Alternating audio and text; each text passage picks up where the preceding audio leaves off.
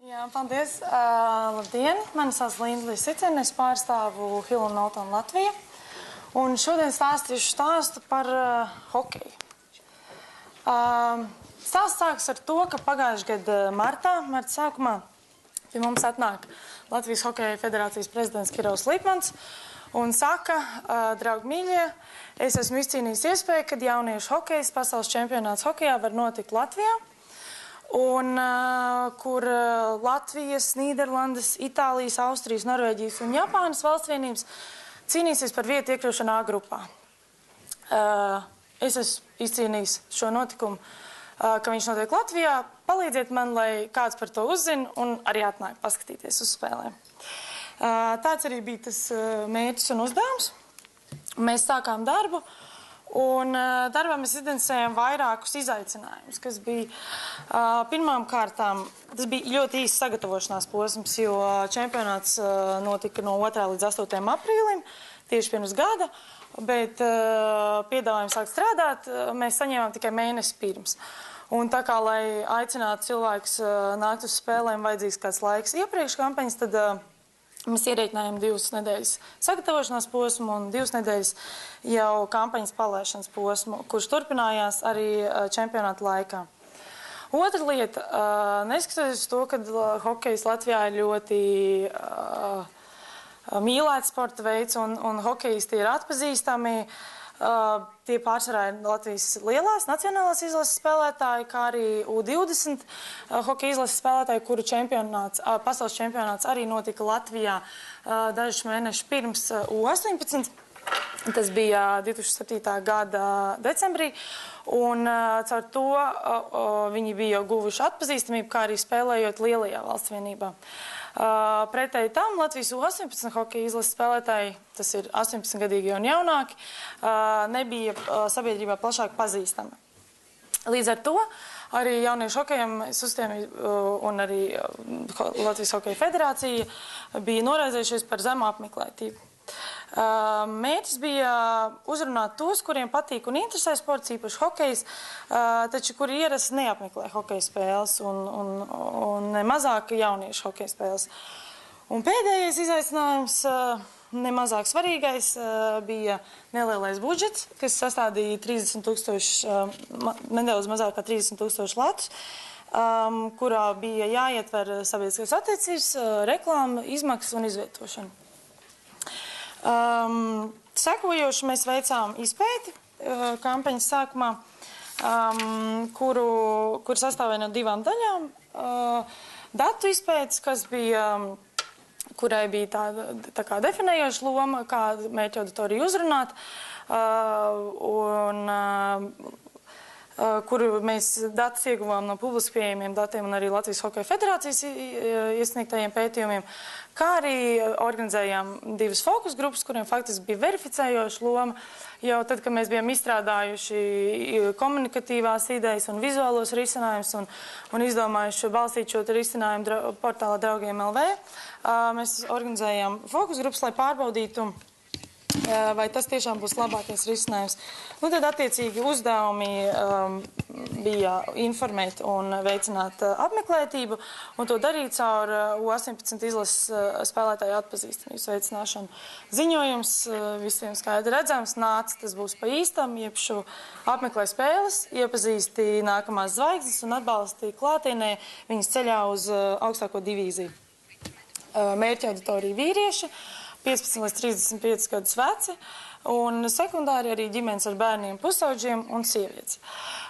Komunikācija kanālu pārsvarā balstījām uz Draugiem LV, kā arī neliels skaits individuāls mediju attiecības televīzijā un presē, un reklāma arī lielākoties tika izvietota banneri internetā un atbalstoši arī televīzijā, radio un presē.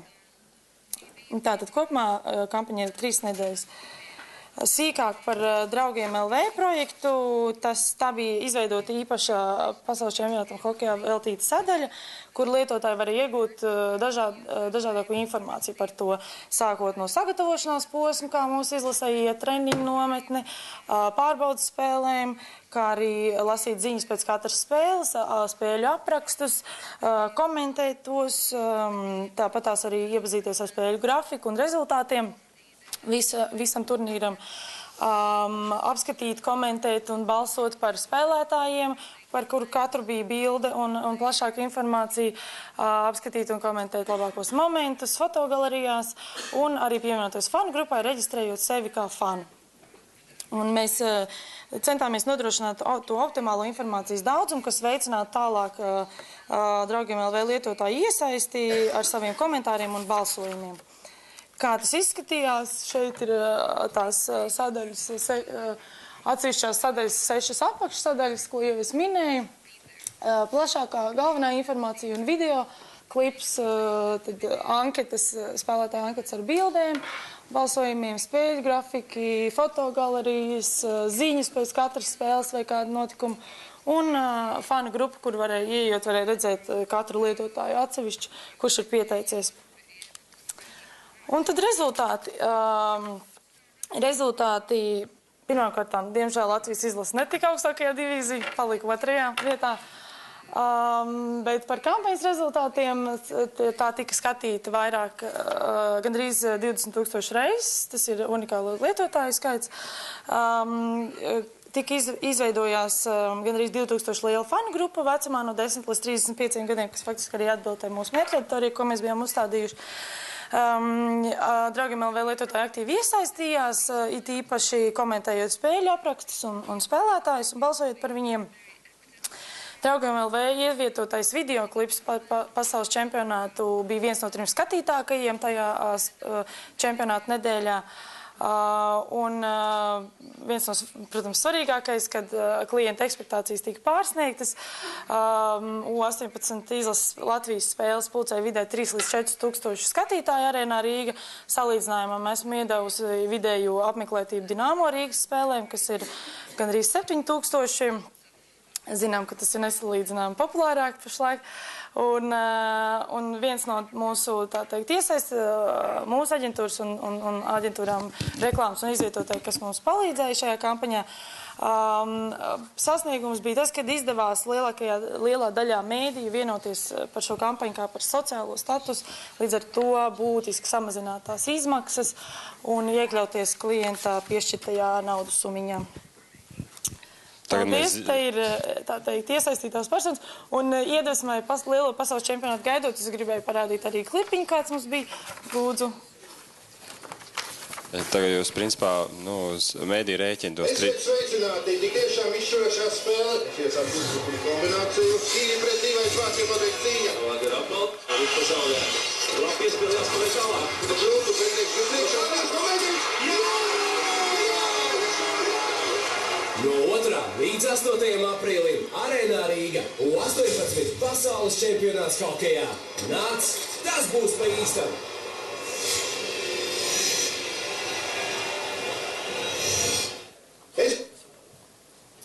Paldies!